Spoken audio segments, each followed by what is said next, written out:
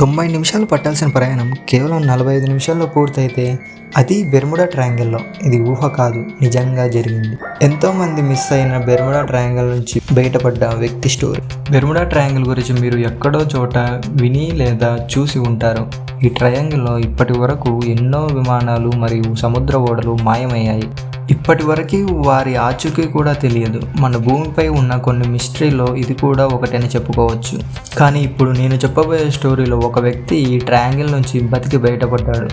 1970 సంవత్సరంలో డిసెంబర్ 4వ తారీఖు బ్రూస్ గర్జన్ అనే వ్యక్తి సింగిల్ ఇంజన్తో తయారు చేయబడ్డ ఎయిర్ క్రాఫ్ట్లో ఆండ్రైస్ ఐలాండ్ నుంచి ఫ్లోరిడాకు బయలుదేరాడు. వ్యాపార నిమిత్తం బ్రూస్ తరచూ ఈ దారిలో వెళ్తూ ఉండేవాడు. ఈ ప్రయాణానికి 90 నిమిషాలు పడుతుంది. బ్రూస్ ప్రయాణించే దారిలో బెర్ముడా ట్రయాంగిల్ కూడా ఉంది. బ్రూస్ గర్జన్ ఎప్పటిలాగా ప్రయాణాన్ని మొదలుపెట్టాడు. కాసేపు ప్రయాణించిన తర్వాత ఆకాశంలో 1000 ఫీట్ల ఎత్తు నల్లటి మబ్బులు కనిపిస్తాయి. ఆ దారిలో అప్పుడప్పుడు అలా మేఘాలు ఉండేవి కాబట్టి బ్రూస్కి అదేమీ కొత్త కాదు. ఆ నల్లటి మేఘాలు క్రమక్రమంగా పెద్దగా అవ్వడం బ్రూస్ చూశాడు. చివరికి ఎయిర్ క్రాఫ్ట్ మేఘాల గుండా ప్రయాణించి కాసేపటి తర్వాత బయటకు వస్తుంది. కాసేపు గడిచిన తర్వాత 11,000 ఫీట్ల ఎత్తులో ఎయిర్ క్రాఫ్ట్ చేరుకున్నప్పుడు అంతకుముందు కనిపించిన మేఘం కన్నా పెద్ద మేఘం కనిపించింది. ఈసారి కూడా ఎయిర్ క్రాఫ్ట్ ఆ మేఘం గుండా వెళ్తుంది. ఈ మేఘం ఒక సిలిండ్రికల్ షేప్లో ఉంది. అలా వెళ్తున్నప్పుడు ఒక్కసారిగా చిమ్మ చీకటిగా మారిపోయింది. మెరుపుల్లాంటివి కూడా కనిపించాయి. వర్షం వచ్చే సమయంలో వచ్చే మెరుపుల్లా కాకుండా ఎయిర్ క్రాఫ్ట్ చుట్టూ ఉన్న ప్రాంతాన్ని కంటికి కనపడినట్టుగా చేశాయి. బ్రూస్ ఆ మేఘాల గుండా ప్రయత్నిస్తున్నప్పుడు చాలా దూరం వరకు కూడా బయటకు వెళ్ళే దారి కనిపించలేదు. కాసేపు గడిచిన తర్వాత వెలుతురు కనిపించింది.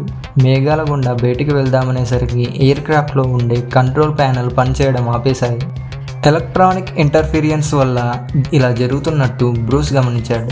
బ్రూస్ ప్రకారం ఆ మేఘాలలో నుంచి వెళ్తున్నప్పుడు ఏదో ఒక అదృశ్య శక్తి అంటే ఎక్స్టర్నల్ ఫోర్స్ ఆ ఎయిర్ క్రాఫ్ట్ను నడిపిస్తున్నట్టు అనిపించింది. ప్లేన్లో కంట్రోల్స్ ఎంత ముఖ్యమో చెప్పనక్కర్లేదు. ఒకవేళ కంట్రోల్స్ పనిచేయకపోతే ఎయిర్ క్రాఫ్ట్ క్రాష్ అయ్యే అవకాశాలు కూడా ఉంటాయి. ఇదంతా చూస్తున్న బ్రూస్కు భయం అనిపించింది. ఎందుకంటే బ్రూస్ మేఘాల నుంచి బయటకు వచ్చే సమయంలో మేఘాలు మొత్తం దగ్గరికి అవ్వడం గమనించాడు. తన వద్ద కొంత సమయం ఉందని గ్రహించిన బ్రూస్ వేగంగా ఆ మేఘాల నుంచి బయటకు వచ్చేశాడు. మేఘాల నుండి బయటికి రాగానే ఎయిర్ ట్రాఫిక్ కంట్రోలర్ను సంప్రదించగా తాము మయామీకి దగ్గరలో ఉన్నారని తెలిసింది. ఇది విన్న బ్రూస్కి నమ్మబుద్ధి కాలేదు. ఎందుకంటే బ్రూస్ ప్రయాణం మొదలుపెట్టి కేవలం 45 నిమిషాలే అయ్యింది. అప్పుడే గమ్యం చేరుకున్నాడు. ఇదెలా సాధ్యమని బ్రూస్ కంగారు పడ్డాడు. గమ్యానికి చేరిన తర్వాత తన ఎయిర్ క్రాఫ్ట్ యొక్క ఇంధనాన్ని కూడా చెక్ చేశాడు. ఆ ఇంధనంలో సగం మాత్రమే ఖర్చు అయింది. ఇంకా సగం ప్రయాణం కోసం కావాల్సిన ఇంధనం కూడా అలాగే ఉంది. బ్రూస్ యవ్వనం వయసు నుంచే ఎయిర్ క్రాఫ్ట్ను నడిపేవాడు కాబట్టి బ్రూస్ ఒక ఎక్స్పీరియన్స్ పైలట్ అని కూడా చెప్పుకోవచ్చు. బ్రూస్ ఎప్పటిలాగా కాకుండా ఈసారి కేవలం సగం ఇంధనంతో 90 నిమిషాల ప్రయాణాన్ని 45 నిమిషాల్లో పూర్తి చేశాడు. ఈ సంఘటనను పలువురు ఎక్స్పర్ట్స్ను అడగగా వాళ్ళ దగ్గర కూడా ఏం జరిగిందో అనే దానికి మాత్రం సమాధానం లేదు. కానీ బ్రూస్ మరియు ఇతరుల థియరీల ప్రకారం ఎయిర్ క్రాఫ్ట్ ఆ మేఘాల గుండా ఉన్నప్పుడు వార్మ్ హోల్ ద్వారా టైం ట్రావెల్ చేసిందని చెప్పారు. ఈ రోజుకి కూడా బ్రూస్ ఎయిర్ క్రాఫ్ట్ తక్కువ సమయంలో ఎలా ప్రయాణించిందనే దానికి ఎక్స్ప్లెనేషన్ లేదు. ఇప్పటికీ ఇది ఒక మిస్టరీగానే మిగిలిపోయింది. ఈ సంఘటన తర్వాత బ్రూస్ తనతో జరిగిన సంఘటనను పుస్తక రూపంలో రాశాడు. ఈ సంఘటన ఇప్పటి వరకు సైంటిఫిక్ ఎక్స్ప్లెనేషన్ లేదు. వార్మ్ హోల్ థియరీ మాత్రమే ఉంది.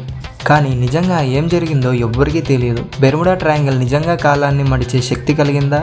ఈ ప్రశ్నకు సమాధానం ఇప్పటికీ మిగిలే ఉంది. మరిన్ని ఇలాంటి ఇంట్రెస్టింగ్ స్టోరీల కోసం ఇప్పుడే మన ఛానల్ని సబ్స్క్రైబ్ చేసుకోండి. Bye friends.